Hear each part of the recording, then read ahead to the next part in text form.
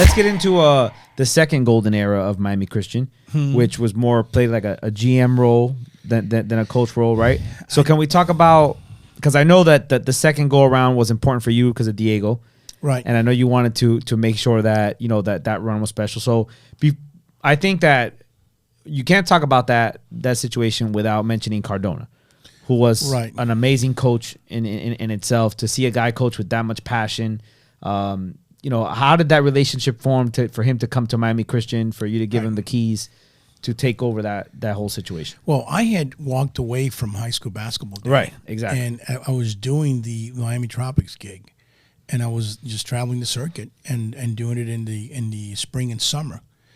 Back then we used to have 2 tournaments in April, 2 tournaments in May, 2 tournaments in July, and 2 tournaments in June, 3 tournaments in July. There was more live periods at that point. Correct. Then now it's more condensed. Correct. Yeah. Correct.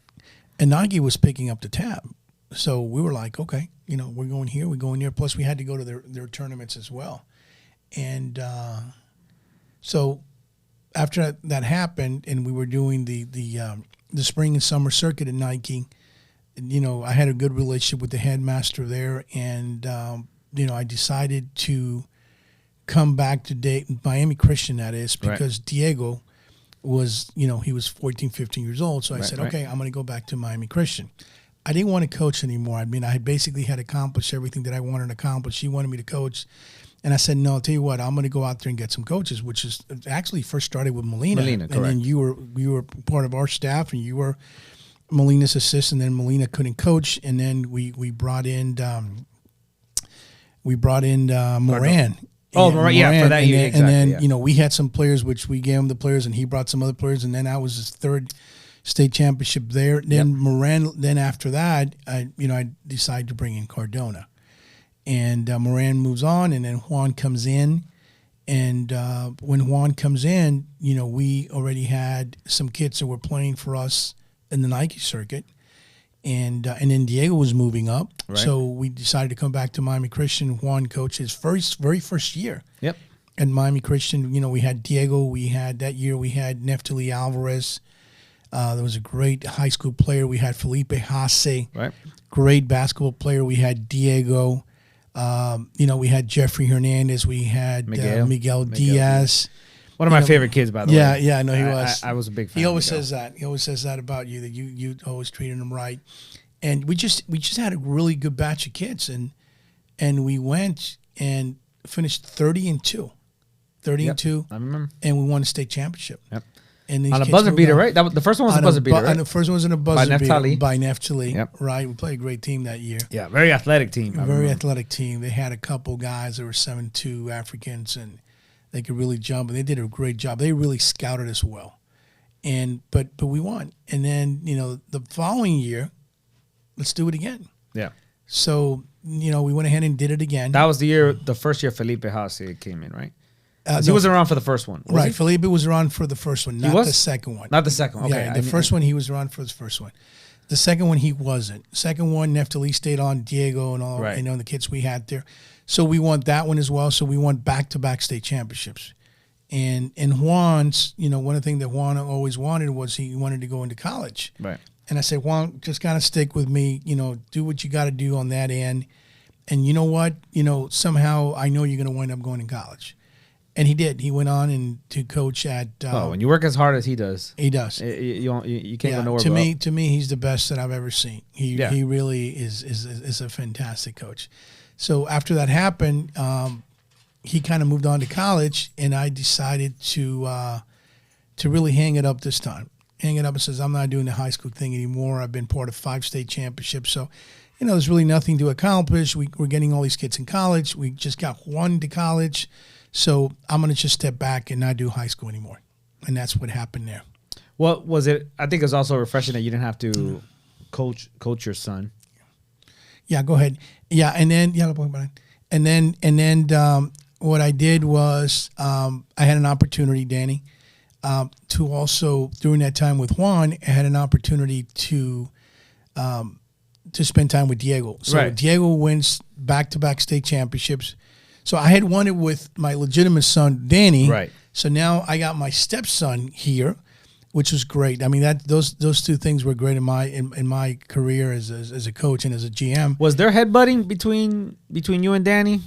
Yeah, there was a lot of headbutting between me and Danny. Like, I've always thought about that, and I say that if I had a son, I don't think I would want to coach him. Oh man, because the way I'm too competitive, and then I would like to separate myself from that situation because I don't think I would take it any easier on him than I would take it on anybody else. Yeah, that's a great point. And think about it. People would come to me and they say, "Hey, what are you doing?" He says, "That's your son. He's pretty damn good." He says, "Why isn't he starting? I mean, you should start him." I go, "What am I going to do? Start him in front of JJ Barea?"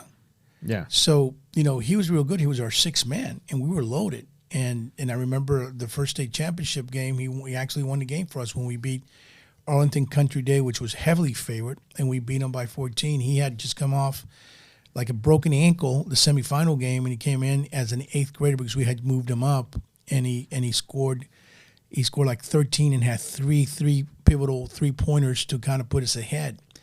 But yeah, it's tough, Danny. It's tough to coach your son because you become his biggest critic, and then you get those rights to go back home. Yeah. So you're still with him. Exactly. So you talk in the car, and you talk back home and stuff like that. But he was a very, very good basketball player. Him and JJ. JJ actually lived at my house, and JJ during that time slept in the same room in the same bed with Danny. To this date, they're best of friends. And but I couldn't put him in front of JJ. I mean, JJ was a better player. Yeah. But he played a major role. I don't even think he blames you for that.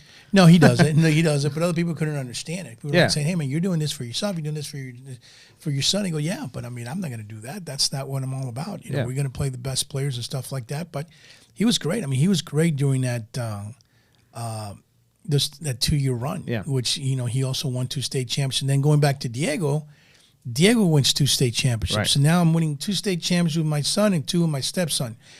And it was great. And then Diego's senior year, he was the Florida player or the Miami Herald. I think he had like a big 50-point game. Player of the year.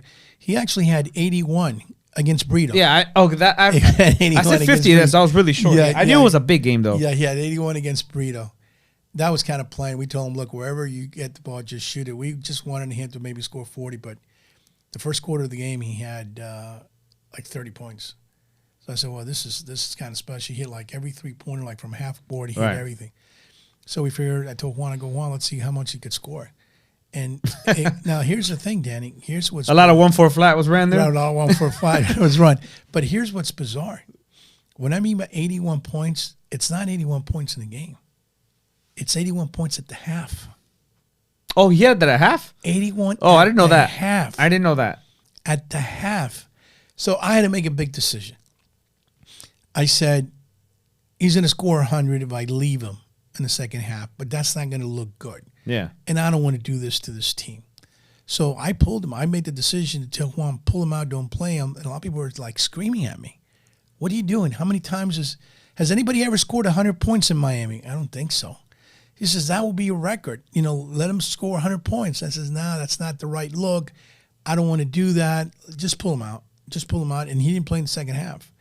And, of course, we went on and won, and it was great because he had scored 81 points. That year was the most points ever scored in a game, but in his case, it was a half. So sometimes I kind of think about it. I would have loved to see if he would have scored, how many points he would have scored, because he was hot. Yeah. He was hot. He was just pulling up from threes and shooting. And I didn't want to do that to the opponent. I didn't want to run up the score, and I didn't want to kind of just send that. That wasn't just the right thing to do at that time. And aside from Juan being a very good coach, one of the best guys I've ever seen coach in Miami, right? Just pure energy alone, right? If we're just talking energy, already number one, right? But what he gives to the game to coach up and down that sideline at that pace, the way he does. And the one thing that I loved about watching Juan coach those teams was, man, his the command that he had. It was like, hey, and everyone stopped. The ball stopped. Whatever he commanded. So he had that team like on his fingertips. Just and I mean, a very well put together team, by the way. And another team. I went to the Diller game at the Heat Arena for the showcase game. Right. I was there for that. Another big game. That was a great game. Scary game. Diller was very good. Very good. Very good game. Neftali. I don't remember if Neftali played that well. But I think Camacho hit the buzzer beater. Yeah. And we beat Dillard, and very well coached by Daryl Burrows, which happens to be one of my best friends in the business. And they were loaded, Danny. Yeah, they were loaded. Their point guard went on to play for Florida State and had a good career. Raekwon Smith. Yeah, had a great career there. Juan. They had like 4 Division I players there. They did. They did. Like I said, I've never seen anybody better than Juan. I mean, as a coach, I think what makes him is like what you just said. The command. The discipline. I'll never forget it. He comes in, first time he coached, he gets 2 technicals, right? Because these guys from Puerto Rico, when they come, they're allowed to coach on the court. And I'm like, Juan, you're not allowed to coach on the court. There's a baseline. There's a coach's box. There's a coaching box. Yeah. And you got to make sure that you're within that coaching box, and now you're going to get a technical. Right. So I was at Miami, and I asked Jim Larinaga. I said, Coach Al, because we go way back, I said, what do you think of my new coach? And he said something to me that stuck to me that first time. And because this was at UM Team Camp, right? I think that's the first thing he coached. I was there, yeah. Right, I saw that, yeah. UM Team Camp. And he said this. He said these words to me, and I'll never forget. He said, I like him. He said, I've never seen a guy actually coach every possession of the game. Exactly, yeah. Now think about it. You're a coach. You're going to get up. You're going to get down. You don't coach every possession. Yeah. This dude is coaching every possession on the offensive end and on the defensive end. And that's my point. Just that energy to do that the entire game. Off the charts. Not take off a possession. That alone in itself made him great. Off the charts. And he's a great coach. Yeah, he's a great X&O guy. And guys... Understands offense very well. Defensive as well. And he loves... to press. Right. Presses you, picks you up 94 feet, right. Makes you turn the ball over. And again, the guys love playing for him. And it's funny because after the game, Danny, if you go up to him and you were to congratulate him, his shirt is completely drenched. He's the only coach that I've ever seen that actually sweats more than his own players. He does squats during the game. He does squats. He does. He does squats. He gets up. He runs the baseline. He does this. He does that. He's special. And, I took him under my wing when he was 18 years old. One of the guys that used to be with me, his name is Miguel Mercado. He rest in peace out of Puerto Rico. And I remember Miguel, when I used to bring him to all these Nike tournaments, Juan was only 18 years old. And he said, see that kid over there? He says, yeah. He says, that guy's going to be the best coach ever from Puerto Rico. And he is. And, right now, he's the associate head coach at Southern Miss. Yeah. He has kind of one foot inside. I mean, he'll become the first guy from Puerto Rico to ever become a head coach in the States. I really believe that. And so, he was special during that time. And we had a great time at Miami Christian with him. And we're so glad that he's moved on to college and he's doing what he loves to do. Yeah. And I fully believe that statement, because if he is the associate head coach, that's basically the title that gets you to the next. That title is so important for these guys. Yes. Just to be an assistant coach in college isn't enough. If you have that associate title, that's your next wave. Because either if that guy leaves, you're taking over. Correct. You're first in line for that interview to take over. Or other schools are looking at that as, we got to interview that guy for sure. And then here's the other one, Danny.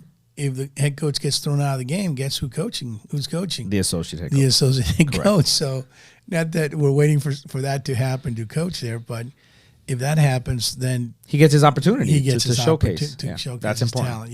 Yeah. And I think for the people of Miami that we saw him for the first time since that, I remember one of the texts, I think it happened in this situation because we lost it laughing on the sideline. Someone had missed a rebound or a box out or something, and he yelled, Buddha! Yeah. And we lost it laughing, man. We lost it laughing. And we were just like, this guy is like refreshing, because we've never seen a guy coach like this with like you said, every possession with that kind of energy.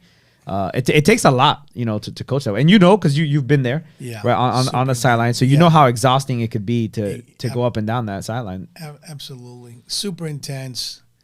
Whatever he has in his mind, he's going to yell it out. He tries to stay away from profanity, but sometimes the word just comes out.